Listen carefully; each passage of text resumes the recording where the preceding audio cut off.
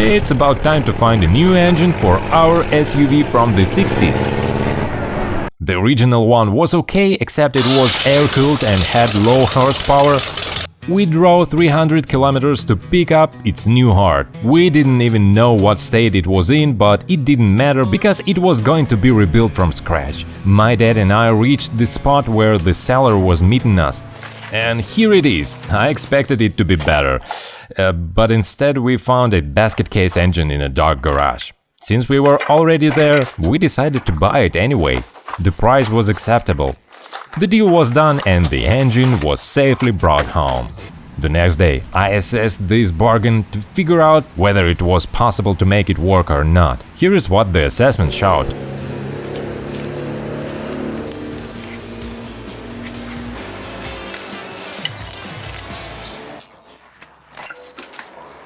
There was moisture in the cylinders, so obviously there was rust as well. Right away I noticed the valve sit so deep. That means we might need the valve seats replaced, which I would like to avoid, but we will see. The cylinders, yeah, they are rusty, but nothing serious. In case I didn't mention it yet, this is a 1.3-liter engine, but we are going to increase its displacement to 1.6, so that's not a problem at all. Let's see if there is a crankshaft. Strangely enough, there is. The engine is quite clean inside. What happened to it? We need to dig deeper. This seems quite weird to me, but check out the main bearing caps. They are marked, but in a strange way. The punch marks are on all the caps except the last one. It could have been done by a random mechanic, but these marks are from the factory, and they count the caps backwards. 1, 2, 3, 4, and the fifth is marked like a 2, but slightly differently. I have no clue what was going on here. Oh, and check this out, after we tuned the block, all the water gathered in the pistons. Now it's absolutely clear this engine spent a year or more out in the open. I undid the rod caps and was ready to pull them off, but I wanted to keep a bit of tension. All the caps moved freely except the first one. I guess the problem lies here. But look, it doesn't want to come off. It's stuck. Here it is. As we expected, the bearing seized onto the crankshaft.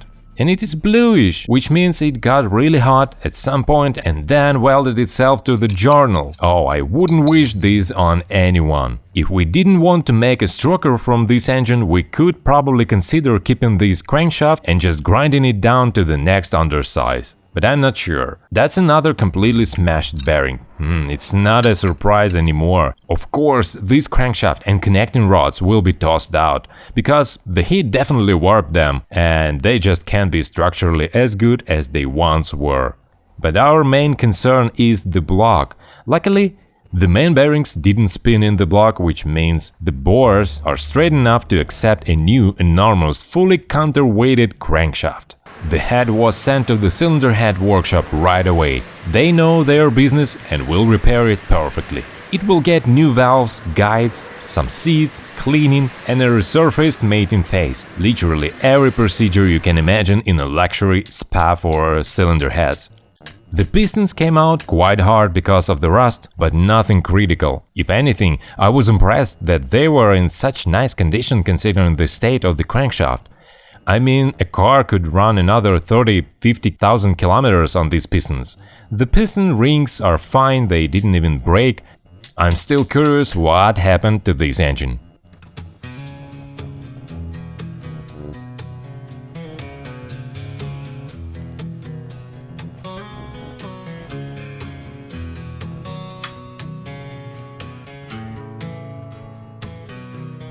Diesel in my blood, mud caked on my hands. Been up since the rooster tried to wake the dead.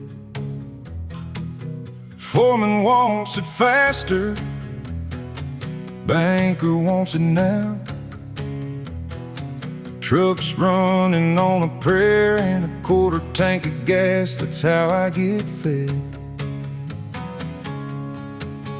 Don't you tell me to slow down, 'cause buddy. Then it needs a thorough clean before rebuilding. Pour pouring concrete, turning wrenches for $1 and a handshake. Now my hands don't close all the way, but I'll be damned if I'll complain. Long as there's a roof above your head and supper on the plate, I'll keep showing up the same. Long as there's supper on the plate, I'll keep showing up the same.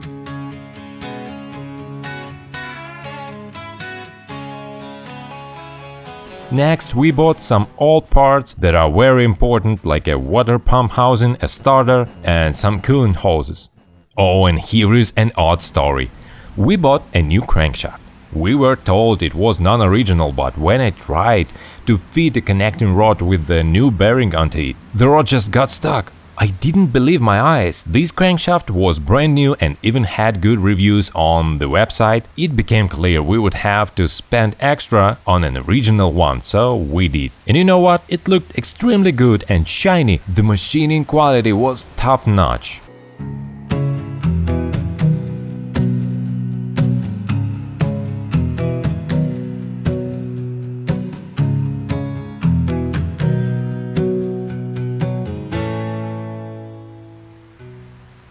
By the way, we bought shortened connecting rods, made specifically for this stroker config. They let a long block accommodate a long stroke crankshaft.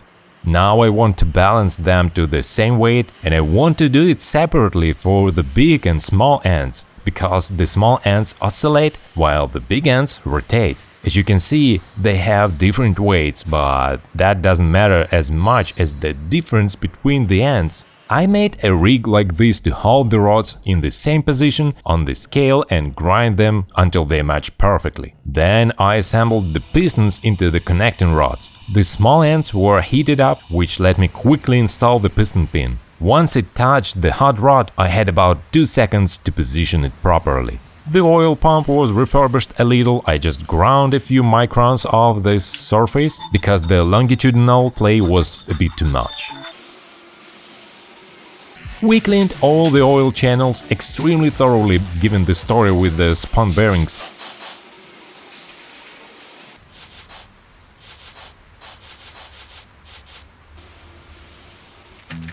All the necessary bits and pieces were bought: gaskets, seals, a filter, bearings, head bolts and a pressure plate.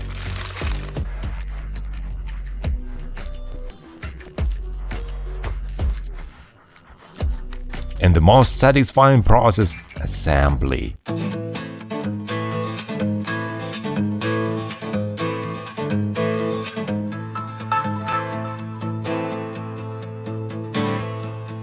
The crankshaft spins very easily. It passed quality control.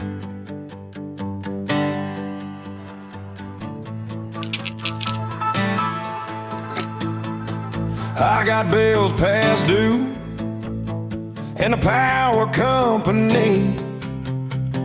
They ain't no fools, they don't take no IOUs, they're coming for me. The new pistons with the new rings found their places. I work 80 hours a week, roofing houses, parking cars at some fancy place downtown. Then I found TDC, installed the idler shaft and the front cover.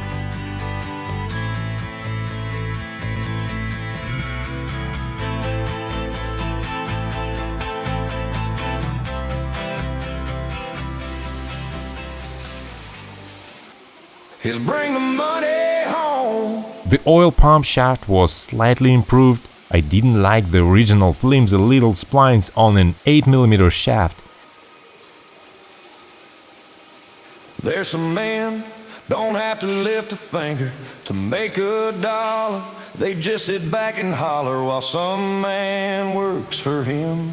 And finally an adapter was installed, because this engine and the gearbox weren't meant to be together, unfortunately. Would you look at that? It looks like a real power unit. The intake manifold's hidden channel was clogged, so I decided to clean it, and the process turned out to look quite epic.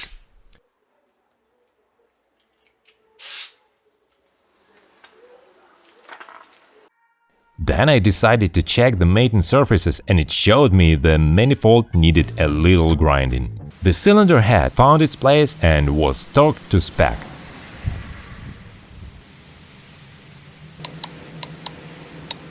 Then there was a long story about choosing a release bearing that would work with our gearbox and this new engine. The other old pressure plates were laid out on the table just to get a better idea of the options. Finally, I choose one from a Chevrolet. It fits the pressure plate perfectly. But the flywheel wasn't ready to be installed yet. It was extremely rusty and badly worn. A perfect task for my homemade lathe.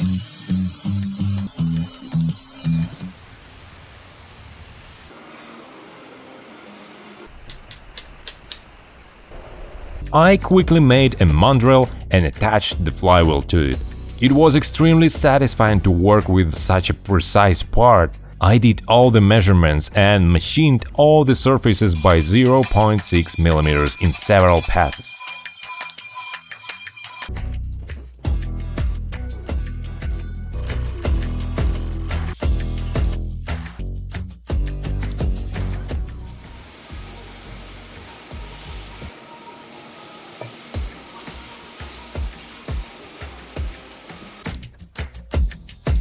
Cleaning my freshly built lathe is crucial to keep it maintained. We bought a new camshaft and camshaft carrier. The old rockers were in very bad shape, but I went with refurbishing them. Why not? They just needed a little grinding and polishing.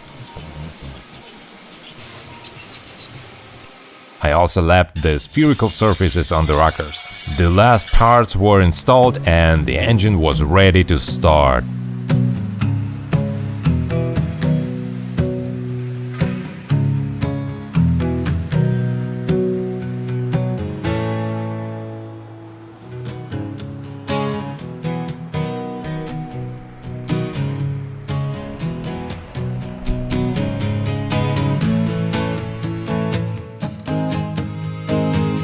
Oh no, I needed to fabricate the electronic ignition system from the ground up. I do this with every old engine I rebuild, so I'm used to it. Here's the most important part. All 4 blades of the interrupter have to be perfectly aligned. This affects accurate, even spark timing. During the work, I was genuinely shocked. It turns out you can deflect the spark just by blowing on it. It bends significantly but still keeps arcing. How is that possible? I got stuck doing this for at least 5 minutes. It was extremely mesmerizing. And the first start.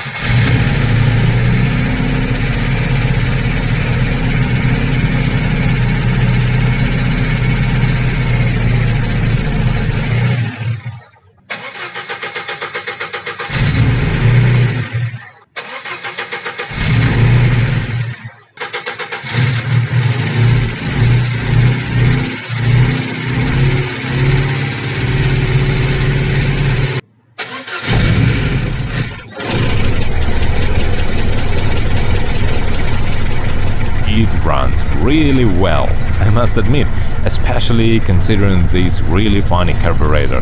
The alternator charges the battery. There is 13.8 volts, but of course it wouldn't be a first start without coolant and oil leaks, but they are fixable. After fixing some minor issues, we went for the first test drive.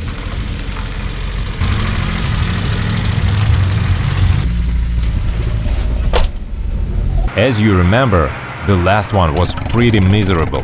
With the ugly rusty body and the weak air-cooled engine, now it resembles a legit car.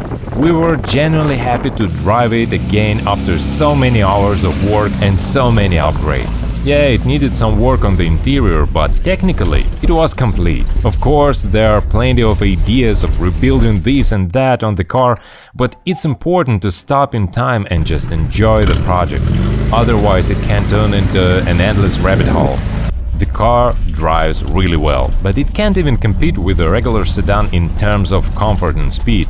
This car is made for tough conditions, and we were really curious how it would handle sand and dirt. We also had plans to swap the gears inside the portal hubs to make it a bit faster with longer gearing, but unfortunately, this project ended sooner than we wanted.